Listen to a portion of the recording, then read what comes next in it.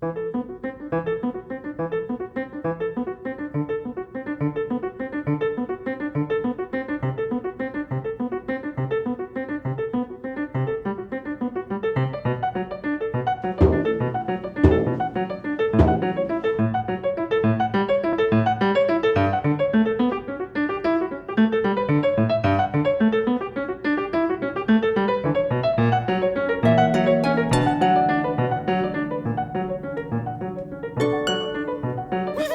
job, guys.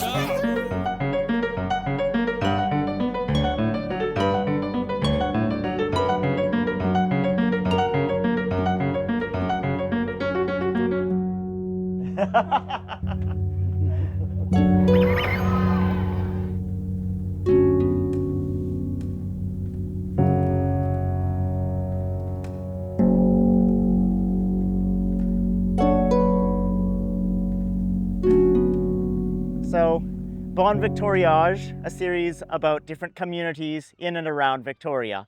And we would not be doing this show justice if we didn't also acknowledge the community right next door to us, or many communities nearby in the water. So, marine wildlife, because I can't exactly have a whale on board this pedicab, but yet I do want to kind of talk about what is kind of going on underneath the sea. I decided on you as my special guest. You, yes. Is that me?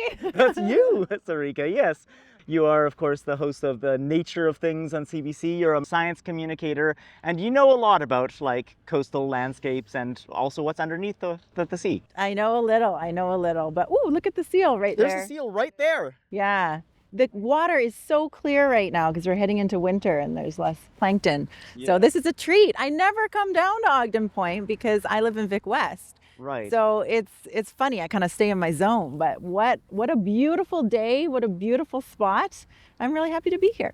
This is the spot where we as pedicab drivers often come for marine wildlife. This is pretty much the only place I've seen orcas on a tour. So you've actually Right seen here. orcas here? Yes, because really? even though it's so shallow, as you know, they sometimes go into these kind of shallow coves, as I understand it, that's essentially to scratch their backs. Orcas just come right by? Yeah. That's astounding. I That mean- is a lifetime experience. It doesn't happen every day. Most of the time we have guests and they're like, is that a whale? And we're like, nope, it's a tide is in, it's a rock.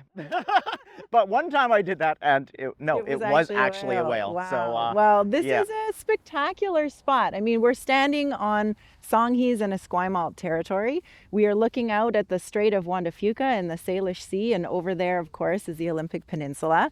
So that's kind of interesting. It's America over there. And I mean, I'm not from Victoria. I've lived here for the past 12 years, but I was born and raised in Vancouver, so also right next to the sea.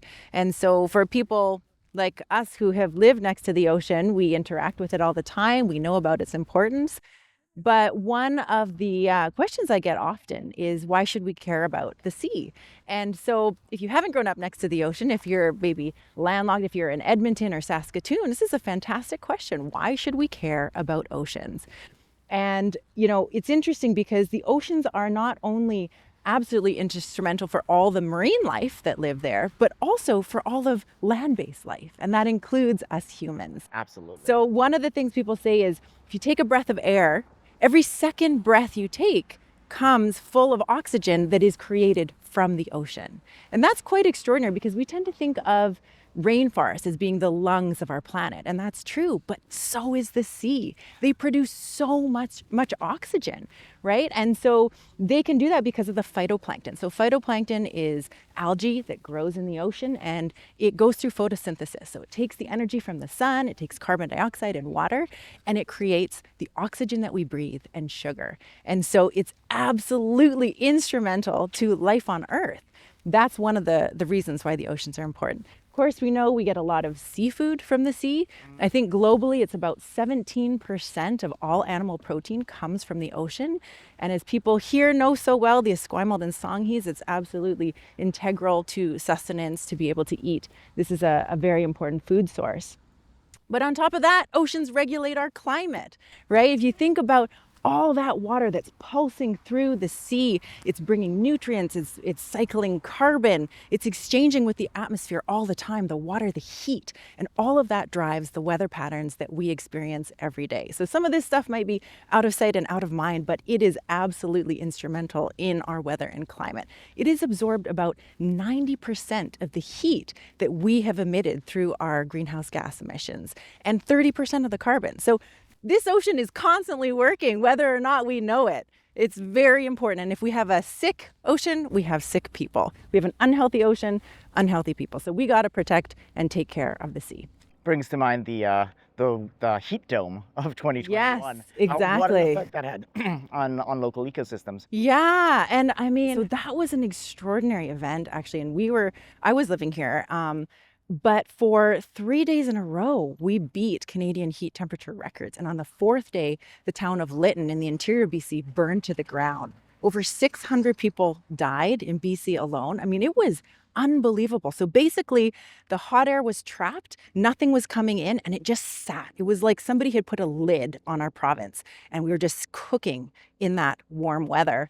And it did a lot of damage, and including to animals in the ocean. I mean, I remember in Vancouver, my dad calling me and saying, it just stinks right now, because they live by the ocean.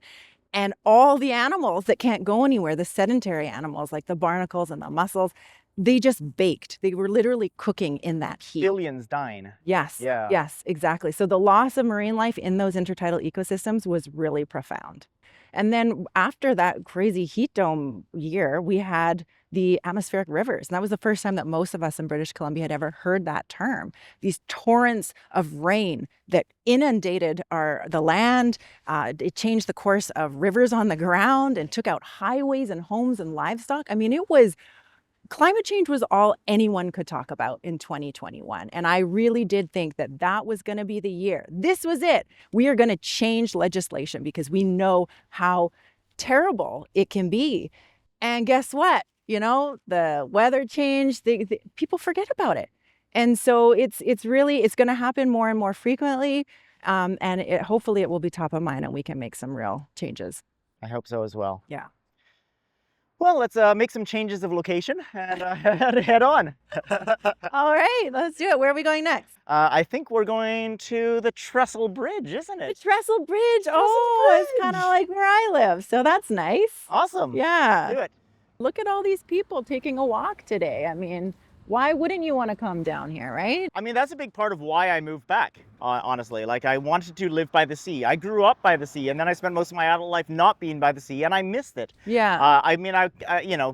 Seagulls, of course, they poo on our hats. They are kind of miserable creatures in a way, but... Okay, I'm going to stop you right there because we're actually doing a doc on seagulls. Are you? And the producers are saying, everybody hates seagulls, and I'm going, why? Why do you say they're miserable creatures? Okay, so a couple of occasions, they've actually stolen fish from me while I was sitting outside eating a meal. I looked away and suddenly a seagull had made off with my battered cod. So there's that. Okay. Also, when you work outside like we do, you have many opportunities to be painted on by the seagulls. Oh, I see. Right. So all it takes is messing up a few really nice hats and shirts and... So they irritate you? They irritate me. But also, what I was going to say is when I didn't live here, I did miss them, even though they annoy me today. A love-hate relationship. It's a love-hate relationship. But you know what's interesting about it is they irritate you, but they do really well in cities. Apparently they're not doing very well in other places. But in cities, they're doing quite well. And it's because of these adaptations, I would assume, like stealing people's food. They're very intelligent. So I'm pro seagull. I think they're quite astounding. I would be sad if I lived in a world without them. It's just when I see one hovering above me. You might be cleaner. Yes. But yeah. So you moved back and now you're happy because you're by the sea? Yeah. I mean, I always thought that I would come to the sea every single day, which during Pedicab season, I definitely do. But I also sometimes in the winter I forget to for a week or two, and I'm like, oh, why do I feel a little bit more morose and melancholy than I have been feeling? The smell of salt on the air, just kind of the gusts. Yeah, there's a lot of wind in this area. Pretty neat that you were able to see orcas over here. I haven't seen any in Victoria, but I've seen them further up the Salish Sea.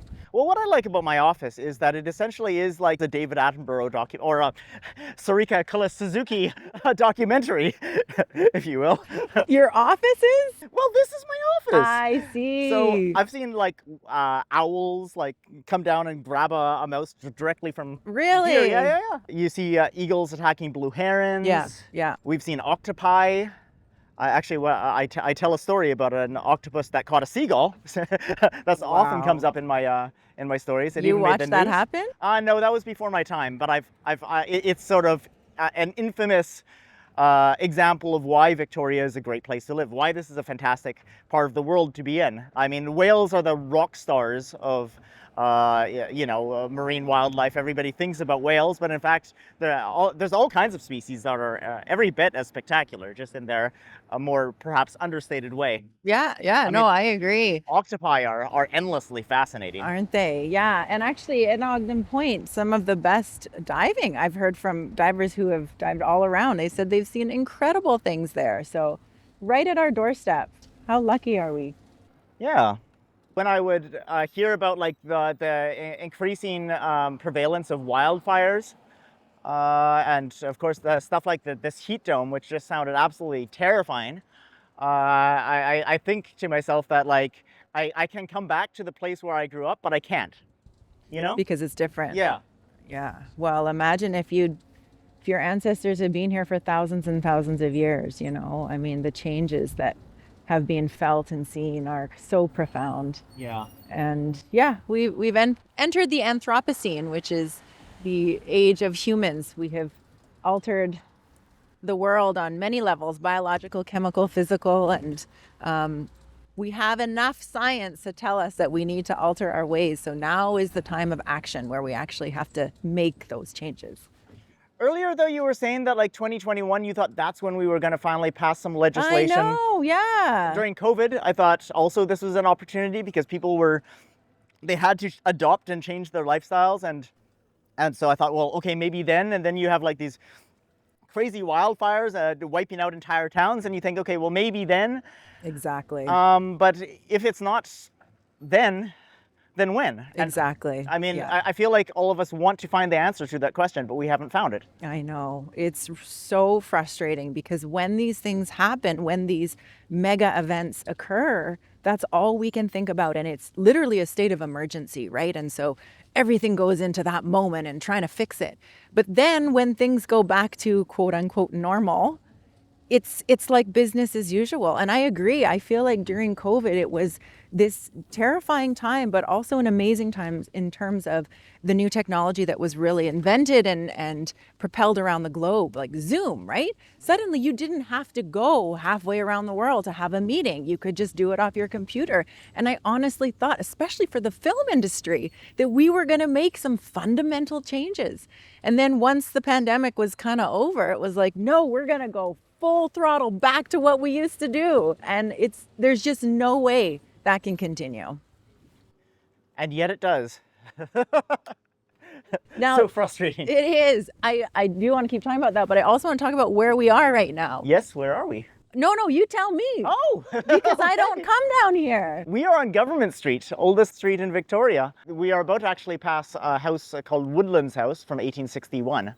So are all these like character homes? Is that from around that time or no? Victorian character homes. Yes, many of them are from around that time, and you can definitely tell that also by looking at if there is a plaque that says Heritage Building. Right. Now, I'm pretty sure that one does have one, although I don't see where, probably by the windows. So you have a lot of, just a lot of buildings that, if they have that plaque, they're obliged to be maintained. Yeah. The same way that they always were. I see. So, but they're lived in by regular folks or? Regular folks, but there's also a lot of multi-generational homes. So what you have are homes where perhaps it is a relative of like some of the early settlers who came here from England or Scotland, stuff like this. And so you also have houses that still, proudly declare the name of the house, and it was named after somebody. And while they don't always have the same family, right? They sometimes they do. Yeah. Yeah. So Yeah, so we're going to the Trestle Bridge. We and are. It's right next to Banfield Park. yes, And we found out through old house plans and stuff that the original owners of our house was Mr. Banfield. oh, No connection to him, but we got the house. So yeah, that's interesting. that is something that I find very special in Victoria, because also we were both from Vancouver. I feel like Vancouver is a place that has gotten so modernized, and a lot of like the kind of older buildings and even the whole landscape has been so utterly transformed that if you look back at like some of these vintage photographs, you practically can't recognize anything. Yeah. So Victoria definitely took a different approach to that. And so, that's a big part of our tours, is just looking at like these historic Victorian buildings. Because they've maintained that historic feel in a lot of the buildings. Yeah, right? absolutely. Exactly. Okay. Exactly like that. So we often go on, used to be Birdcage Walk, used to be Carr Street, now it's Government Street. Of course, we talk about Emily Carr. We pass by her birth house, stuff like this. Her birth house? Yeah. She was birthed here? Yes. So Oh, I didn't know that. Yeah. It's just further, we passed by. I knew she had a house here, but I didn't know she was born here. Yeah, well, I mean, she had her father, Richard Carr. He made a fortune on the gold rush. And for people who don't know, Emily Carr is our most prolific painter of impressionistic landscapes. Had a pet monkey, loved whiskey, Right. smoked cigars, and danced to the beat of her own drum. Oh, Very much a okay. 21st century person in the 19th and 20th century. Wow. Yeah, this is a city full of stories. Yeah, well, this is a nice opportunity for me to get to know part of the city that I never come to. So I've just driven through it, but I don't know all these stories. So this must be part of your tour. This is, yeah. Well, this route that we're taking on the way to West Victoria is very much where I would take my tourists at any point. Yeah. In fact, I have to resist the urge to be like, oh, and here are our parliamentary buildings. Well, I'm loving it. So if you want to break into your tour spiel, I'm a happy customer. But we are going to head to Victoria West, and then we're going to be very much out of the route that I take and the stories that I usually tell. Okay. One thing I will say though is, dealing as we do with people from the cruise ship industry, I do often think about ocean noise, the effect that all this noise has on the creatures living underneath the sea. Yeah, it's a real problem, and that's something that is being getting more and more attention, luckily, recently. When I started my PhD, there was a lot more research on cetaceans and marine mammals. So cetaceans are like dolphins and whales. Yeah. And marine mammals like seals, sea lions, because we know that these animals really use sound underwater. But I was one of the only ones who were looking at fish at that time and the impacts of boat noise on fish. Yeah. So that's a really interesting thing, because when you start thinking about it, when Jacques Cousteau was doing his dives, he called it the silent world, thinking it's really quiet down there. But that's only because we couldn't hear anything when we dived down. Yeah. It's actually very loud naturally, right? All these fish, all these different animals making noises, and even plankton and coral. So what we're finding now is a lot of animals, not just marine mammals, depend on sound for communication. And what happens when your world is just bombarded by noise 24/7? Well, probably isn't very healthy for them. And we know here in Victoria, of course, the southern resident orcas are not doing very well. There's about 74 individuals left.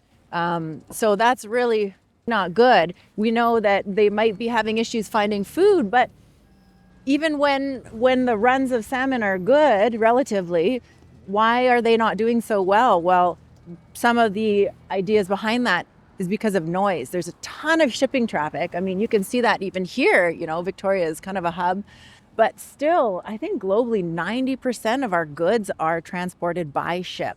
Yeah. And it's hugely loud. I don't know if you've ever gone swimming and stuck your head underwater when boats are passing by, but it's like, get me out of here. Then imagine if you're a whale and you can't leave, right? I mean, what are you supposed to do? So yeah, boat noise is a real problem. And unlike a lot of the other issues that people face and that oceans face, noise is something that you could turn off overnight. And I think that's one of the things that we saw during COVID, as you mentioned, right? Like things kind of shuttered down, and a lot less flights, a lot less boating. Noise really kind of went away for a while.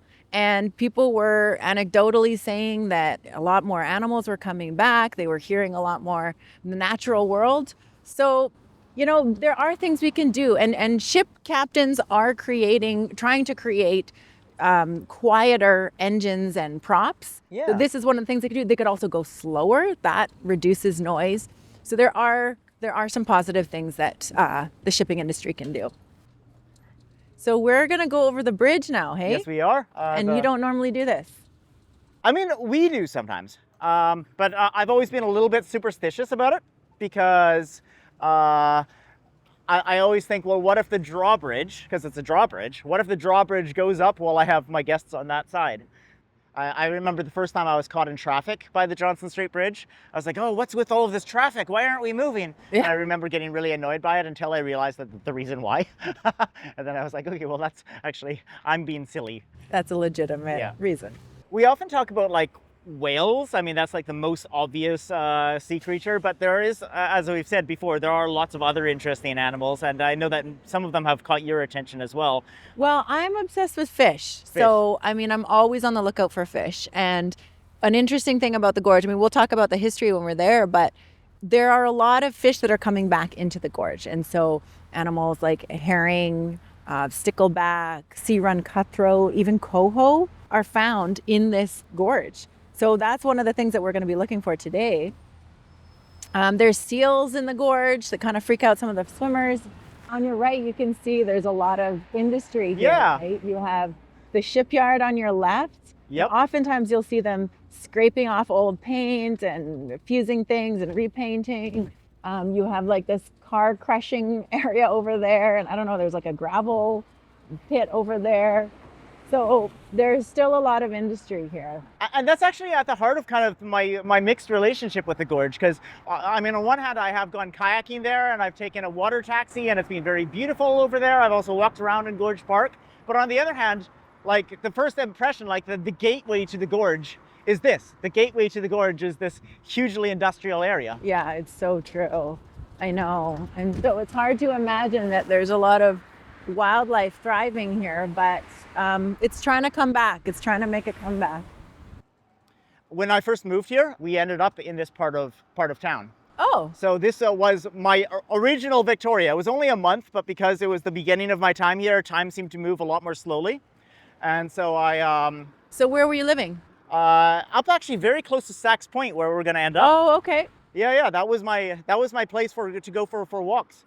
But this being January 2022, it was also kind of the opposite of the heat dome, because it was incredibly cold temperatures, like normal Canada cold. Oh, and we had like the snowstorms and stuff like that? Yeah, and we had ice. We had incredible ice. In fact, the first time I ever tried to cross the Trestle Bridge where we're going right now, I ended up inadvertently ice skating there.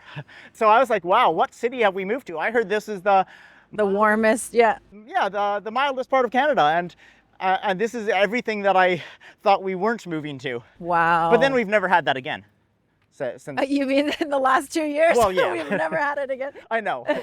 No, it's true. Sometimes it gets cold here, and because you're not expecting it, Yeah. it's really cold. It feels really cold. I kind of find this an interesting part of town because the ships are literally right here. You can see what's going on, and sometimes you see ferries that you take, up island a little bit further north, and you're like, oh, they're getting repairs right now. And so it's a very active area.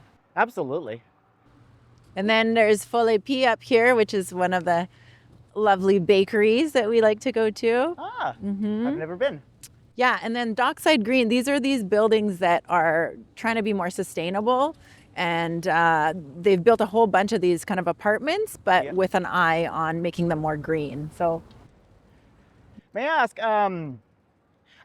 did you always know you wanted to be a marine biologist, or was it a kind of a thing where you thought you would do something else, and then there was a eureka moment that led you into this instead? Yeah, so I was very fortunate growing up. I was born and raised in British Columbia, and I would spend my summers with my family. That we would go camping in the provincial parks.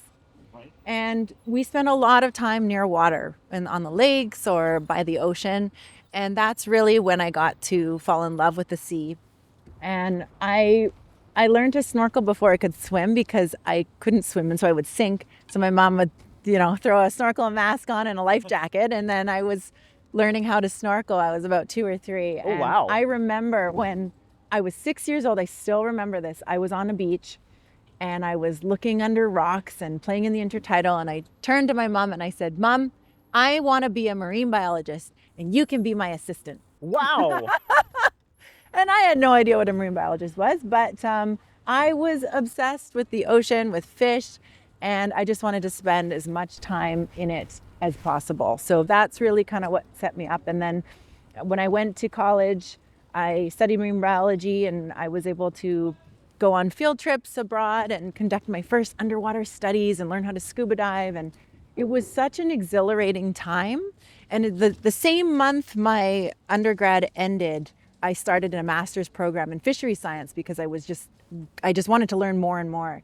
And this was the first time that everything kind of hit me, which was, man, the oceans are in a terrible way. And what's the reason? I mean, it's us, right? Like, the oceans are downstream of everything, and they have taken the brunt of so much of our problems and pollution. And so that was a really difficult time because I was studying the state of global fisheries. And what I was discovering is that most of these fisheries are declining. They're not doing well. And so when I finished my master's, I wanted to continue on, but I wanted to get back into the ocean and inspire myself and remind myself why I was doing this work in the first place. And so that's when I started studying this species of fish on the coast here that sings. It's a singing fish. And the funny thing is, I've been going to these beaches my entire life, the same beaches. I had no idea that this singing fish lived there. And it's, such ignorance, but I must have heard it before and just attributed it to something anthropogenic, like an outboard engine or a twin otter, flying above. Right. Because it's such a distinct sound that you don't think is a fish or an animal. It's like a low frequency hum, and it goes on and on. So hum. There you go. Yeah. Oh. And if you get many of these fish singing at the same time, it's so loud, and the song resonates out of the ocean and into the air, and you can hear it just standing next to the shore with your own ears. So it's just so mind-blowing, and I love that. That's why I say I am no expert, because I am constantly learning every day about things I had no idea about. And so this fish completely humbled me, and I learned a ton about it. So I think some of the most, if you want alien life forms, alien species, things that seem alien to us, when you're in the deep waters, that's what you see, like these amazing neon colored fish, and you hear about things that don't even, you would never think even exist. Yeah. Oh, it's just so mind-blowing. There's some species of anglerfish, which are deep dwelling fish, that because they don't run into other fish very often, the male fish, which is tiny, will fuse to the female, which is huge, and literally its head sticks into her belly and becomes a permanent source of sperm to her so that she doesn't have to search for a male. Yeah, it's like things that you cannot even make up, and it's happening. It's just, I love it. That's not a mutation. That's actually how the fish is. That's how they survive. That's how they continue to reproduce. So yeah. Now, a quick question about the singing fish. How does it sing? So the males have what's called a sonic muscle, and they contract the muscle on an air bladder, and the air it kind of acts like a drum, so it's like strumming like this. Right. So it's these strumming. They open their mouth, the sound comes out. So it's the contraction of muscles on an air bladder which makes the sound. And have you tried meditating along with the fish? I've spent so much time listening to their song. Some people find it meditative, and actually I did a piece for CBC on it, and people asked for a looped version, like a 12-hour version. And in the comments, some people have said, I've gone to sleep with the sound of the midshipmen singing. And I'm like, okay, I can die happy now. This is just extraordinary. I love it. I find it very like a soothing sound for sure. Can you say the name of the fish again? Plain fin midshipman. Plain fin Yeah, midshipman. it's a real good name. I'm Can- kidding. It's a terrible one. Can you say it 10 times fast? No, and I've tried. I won't do that now. Now, why does it have this bizarre name? Because on the bottom of its belly, from its chin all the way down to its tail, on its ventral side, on its stomach side, are these unbelievable light-emitting organs called photophores, and they actually luminesce or light up when it has certain enzymes in its body. And so whoever discovered it noticed these little photophores, and they said, oh, it reminds me of the buttons, the brass buttons on a midshipman's jacket. Okay. Nobody knows what a midshipman is. Right, I was going to say I can neither confirm nor deny that. Yeah, exactly. People who worked on boats back in the day. Right, yeah. So that they should be renamed. Yeah, probably. Singing Fish, I think, is a better name. I think so too. So we're on the Trestle Bridge now. Yes, I love this. So I come here all the time. I bike over here all the time. And actually, when I first moved to Victoria 12 years ago, I lived in an apartment. I rented an apartment right over there. So can you see that greenhouse and then the dock right there? Yeah. So those were my landlords, and they have a little apartments on the same property, and I rented one of those apartments. Okay, so it's being kind of home for you, or this. Yeah, for the last 12 years, exactly. And I knew nothing about the gorge. I mean, I'd never heard of it, and suddenly I was on this amazing marine doorstep. Yeah, definitely this part of the gorge is a lot more gorgeous. Oh, that was good. Well, yeah, thank you. Sneaked it in. It's not me if I don't have at least one dad joke. But anyways, it's a lot gorgeouser than what we see from the Johnson Street Bridge. Yeah, but it's a good point. I mean, if you look this way, it's a lot, bridges, cars, industry, cars literally being crushed right now. But then if you turn yourself this way, it's a very peaceful setting. There's lots of trees by the shore. Rowing is big. Swimming is big here. If you think about it, originally, obviously, the indigenous people, the Esquimalt and the Songhees, this was a very important place for them, both for food, harvesting, but also spiritually. And a lot of the places in the gorge had names, meaning, stories. And then when colonization happened in the 1800s, that all changed. The indigenous people were displaced, and that understanding and knowledge about this area was completely lost.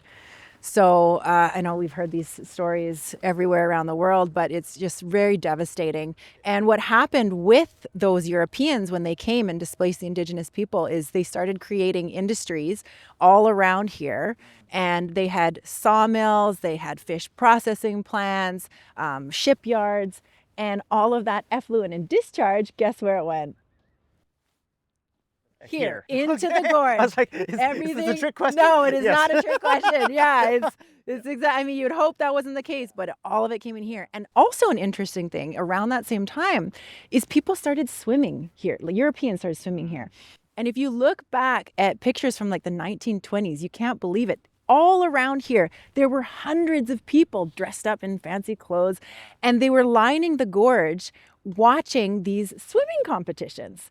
And so this was a hub for swimmers, not just in Canada, but also abroad. People would come and they would have these races. There were even diving competitions. And there's a point of the gorge just further up here where there was a tower. It was 110 feet high, and people would dive off the top. Jesus. That is so high. That is so high. And then I think in 1922, somebody died. And I think that kind of changed things, and people were like, maybe we should take that down, and they did. But yeah, so after all that happened and then people started swimming here less and less, and then the pollution really started to come, and it was termed toxic by the 1930s. And for decades, it just kind of languished. When I moved here, I had a friend who was like, oh, you live by the gorge? Wow, me and my dad used to come down here and dump our old paint. Oh, no. And I heard from other people, we used to dump our tires in here. Like, it literally was the dump. And that's the thing you admit to. Yeah, exactly. Jesus. Exactly. Yeah. And raw sewage was pumped in. Like, it was not a nice place. So that's why I think people who have lived in Victoria a long time are so surprised when they see, public swimming docks have been put in, and there's an annual swim fest that's been going on for over 10 years now. And people are really trying to revitalize it, clean it up. and make it a destination again. I find it actually quite inspiring looking at the gorge because of how much has changed, both in a terrible direction from what it once was, but now that it is improving again and becoming a place where you can swim and a place you want to go. Exactly. Yeah. And I mean, it's one of the only, I think it's the only place in Victoria, I would say, where you can swim and the ocean is warm. I mean, I don't know if you go swimming around Victoria in the ocean much. Well, much would be an exaggeration. Occasionally I dip my toes in. Okay. Then I immediately. I don't know if that counts, but it's really cold. Like Yeah. Victoria waters are really cold. But this little strip of ocean water, because it's narrow and it flushes in and out, when it's just been sitting here in the sun in the summertime, it can get into the 20s. Like it's warm. And during the heat dome, it was like packed and the water was not refreshing. It was hot. Yeah. Yeah. That doesn't surprise me. Yeah. There's a certain dilemma for people who, of course, want to see marine wildlife and want to kind of experience, this unknown world that is right beside us, but also it's just so far away. Because I feel like often when one does do like tours or when one does aim to, Yeah, let's have a workout here. yeah, when Just let me know if you want me to switch with you. to do some pedaling. Tempting, Sarika. Don't tempt me. We should switch it up. I like that idea. That sounds appealing. Okay. But so like take whale watching tours and take, trips to Antarctica. I mean, that's a bit of an extreme one, but I feel like on one hand, we want to come close to these, seabirds and marine wildlife. Right. You don't want to be actually damaging them by getting close. Yeah. And sometimes I don't know what to do about that. Right. Well, I mean, I think that we tend to think about wildlife as being out there. And, as you mentioned, like, let's go to Antarctica to experience the wildlife. But the truth is that wildlife isn't out. It's right here. It's all around us. Absolutely. We are part of this ecosystem and we tend to extract ourselves from it and say, okay, now we're in the environment, but we are part of the environment, right? So it's not like you have to go to Antarctica I'm having a problem with that word, Antarctica, to experience wildlife, especially when you live somewhere like British Columbia or other places in Canada. And one of the things that I did quite a bit during COVID is I would literally step outside on my doorstep and just check out what was on our porch or in the backyard or in the park. One of the groups of animals that I say we don't interact with enough are insects. Insects are some of the only animals that everybody has access to, no matter where you live, right? And so during the pandemic, one of the things that I did a lot with my kids was going outside. It could be walking down the street, it could be on the porch, outside our door, in a backyard, in a park. But we looked at the insects and the arachnids, so spiders. There was this amazing spider that lived right outside our door, and it was a big spider, and every day we would look and watch how it hunted and make its web. And then one day it had babies, and it was like so exciting for my kids, and they ran out and they looked at it for so long, and things like that. I mean, that's wildlife, that's nature, and it's right outside your door. So I personally, whales, megafauna, spectacular, but to me the fascinating things are much, much smaller. When you get down on your hands and knees, the earthworms, the sow bugs, the creatures that we walk over every single day, they are equally as fascinating. You said right outside of your door, a whole community of spiders hatched right inside our door. Yeah, okay. So right now we just have thousands of little spiders absolutely everywhere. And my partner is a little bit less enthused. Well, you can put them outside, Yeah. right? Yeah. Yeah, I like them. I think People are freaked out about spiders. I don't know if it's because of their 8 legs or what, but they actually catch a lot of other insects. So in some ways, I don't know, maybe benefiting indoors. absolutely it is. Yeah. But I find it weird how we don't want any animals in our house. It's like we want it to be sterile or something. Yeah, we go out into nature for our mental health, and yet when we're at home, which is the place that is so important for a sense of security and contentment, we don't want nature That's there. a good point. Yeah. You want to So shut it out. interesting. Yeah.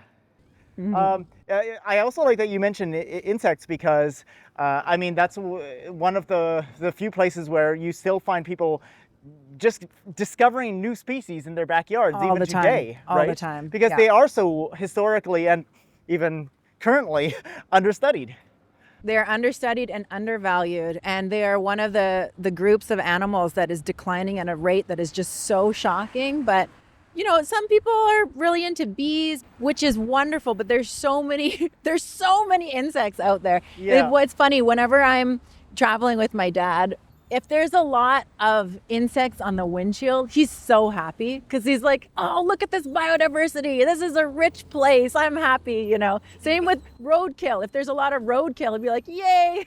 Yay, look, That means there's a lot dead of possum. possum. It's something we don't think about, but often we don't see any bugs on our windshield. And what does that mean, Yeah, it's quite unnerving because, I mean, you and I think, similar generation, and I remember windshields absolutely covered with insects in a way that just never happens anymore. Right, yeah.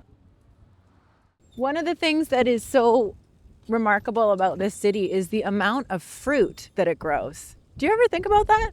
Like, you're just biking around and there are pears and plums and apples just like overflowing on a tree, and they're not in anybody's yard. They're just lining the galloping goose or whatever. Well, there's a spot that we often pass on tours where there's just like an artichoke, like a artichoke plant.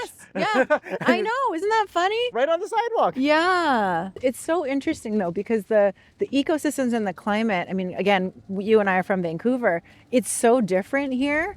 And I think it rains like half as much as Vancouver. It's so much more mild. Yep. And so I'm just always amazed, like it really is agricultural land. And so the quantity of food that you can produce, especially in the fall with the apples and the pears and all that, just blows my mind. So all around here, you'll see all these apples.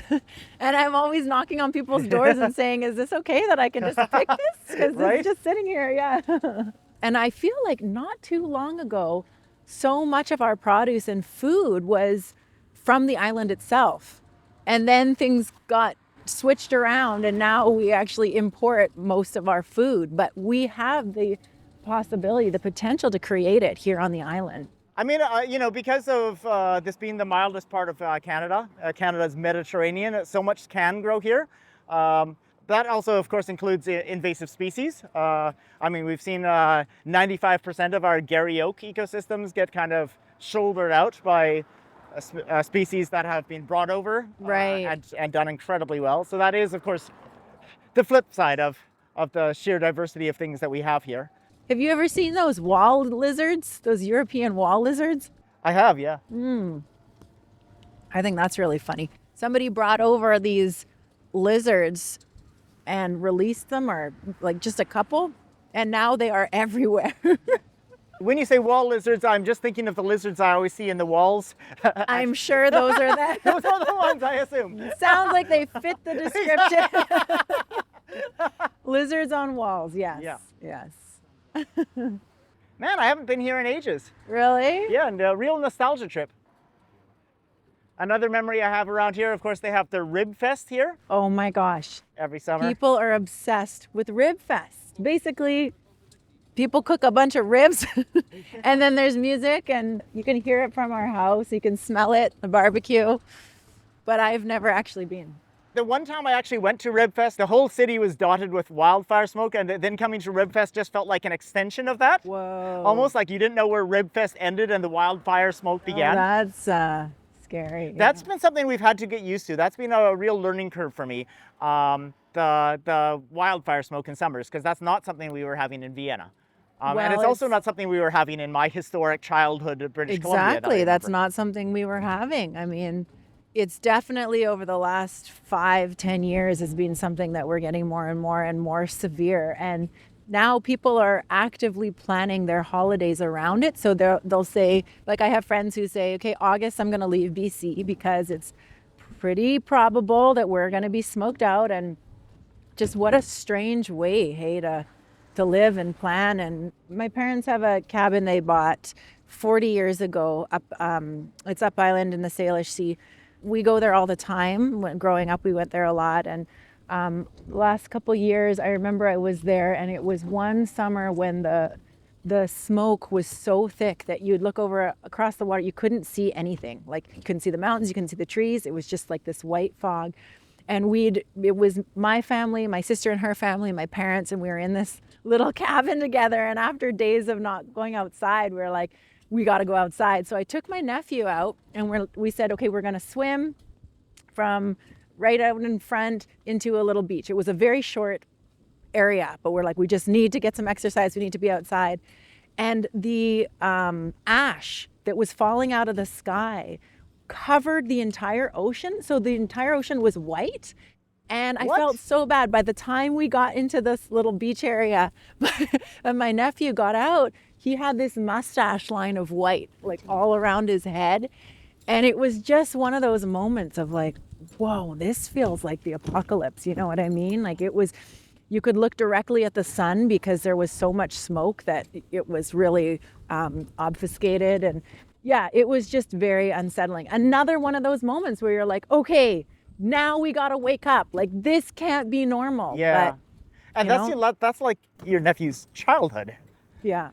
Can you imagine that being the childhood? Yeah. Like, this is normal when you're just a kid? That's terrible. These events, I mean, we talk about the heat dome as being an extraordinary event, and it was, but it's going to become more frequent. So well, we are normalizing it, and that's also the unfortunate and incredibly frustrating thing, that we normalize the things rather than react to them how we should.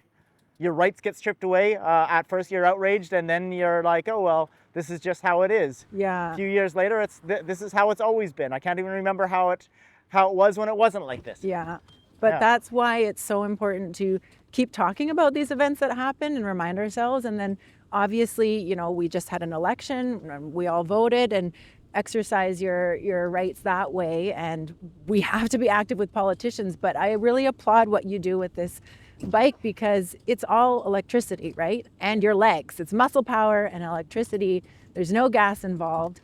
And you're saying through your actions, like, we don't need to be a fossil fuel economy. We don't need to depend on fossil fuels. Look, we can go all across the city easily and enjoyably with our legs and maybe a little help from electricity sometimes. So I think living that story every day is really important.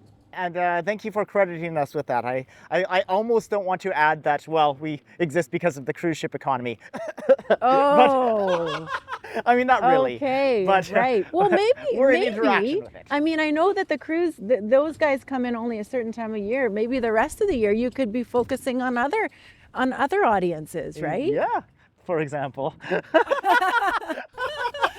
don't know if I count, but...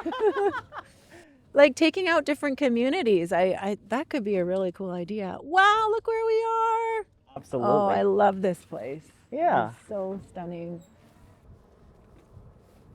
See what we can see. Yeah. Look at all these, the seaweed down here, these kelp, which is great habitat for fish and marine mammals too. If the weather wasn't so unseasonably nice, it would be much more difficult to come up here because everything would be so slippery. Oh, yeah. I was just going to say we should have brought our bathing suit. I know. I know that you also focus very much on tidal areas. Is this, would we call this tidal? Yeah, we're right on the coast, and this is pretty rocky and steep, but I focused on the intertidal zone. So there's this beach or area of intertidal by where I grew up, actually. And it's very small, and I've been going there probably for 35 years. Wow. And that's when I discovered this singing fish. And I was thinking, how did I not know about this? This is a beach I thought I knew intimately so well. And here I am humbled once again by this singing fish. They live normally in very deep depths, like hundreds of meters deep. And they will come up in the springtime. The males will come in first and they'll look for a suitable habitat. And then they will sing to the females to get them to come and mate with them. Wow. And the female will come into their little dens, which are usually excavated places under a rock. And she'll flip upside down, lay her eggs, which look like kind of like M&Ms. They're that size. They're bright golden or orange or yellow.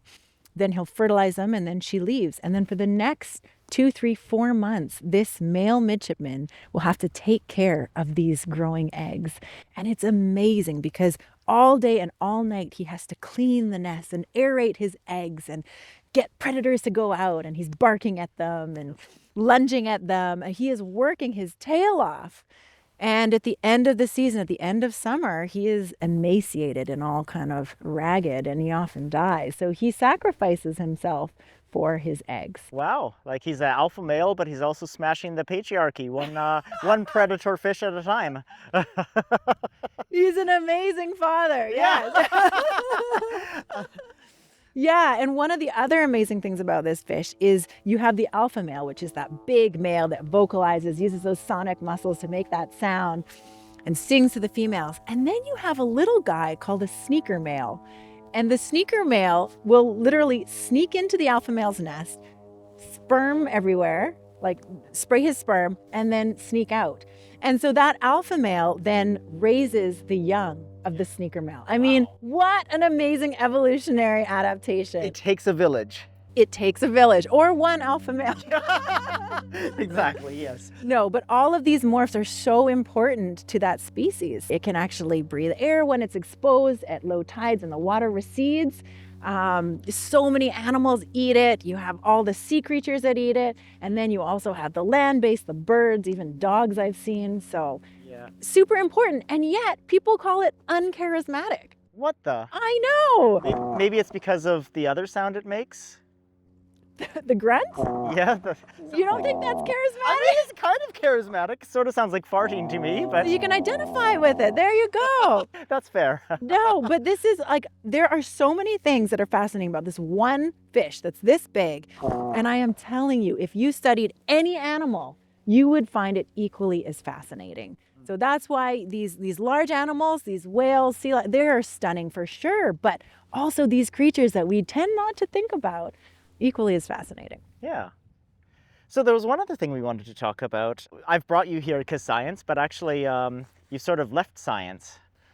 Yeah, I did a little bit. So when I was finishing my PhD, I was just kind of overwhelmed with this feeling of urgency. You know, the state of the earth, the biology, the diversity, everything is going downhill. And that was the time when I realized I needed to step away from science because we have enough data. We know what the problems are.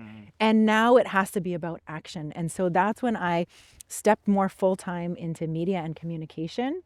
And I mean, media can be vulgar. You work in media, so you know there's a lot of issues with media, right? Yeah. Sometimes I'm proud to say that I work in journalism. Other times I'm ashamed. Yeah. I mean, it just depends. Well, journalism is incredible. We need journalism, right?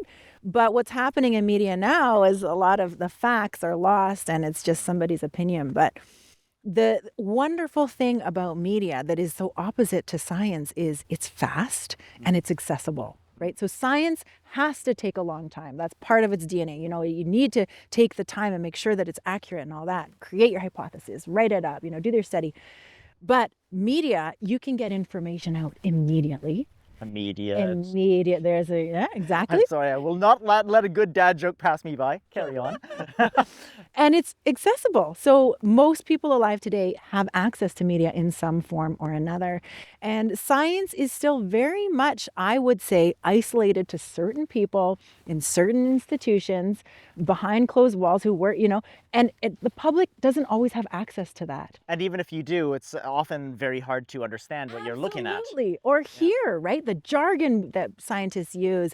So what media does is it kind of breaks it down and allows people to understand it and hear it. And so I felt like I really wanted to, I love science, I love doing the experiments, but now I need to communicate it. And so when this position of the co-host of The Nature of Things came up, it was such an unbelievable opportunity because I really felt like it was a marrying of my passions, which are science, conservation in the environment, and communication. So happy to be here. And I still get to interact with science and scientists all the time. Yeah. But I get to interview them and kind of hear what the most amazing tidbits are, the cutting edge research that they're doing. So I am so blessed because I get to interact with that science every day. Yeah, and we need more science communicators. We have, as you say, the data. But if we don't have ways to collate and make that data accessible, then we don't have the data, actually. Yeah. It's important. Exactly. Yeah. Well, thank you for giving me an excuse to come down here, one of my favorite places in Victoria. Absolutely. Yeah. Thank you for agreeing to this. Yeah, it's This is been a wild. blast. Do we want to just like sing along with the singing fish for a second? Just a very quick om? Yeah, For this- and that's actually very much what would happen, because in the ocean, one fish starts singing and then another one comes in. Right. So should we do that? Yeah. Okay. Hum. Om.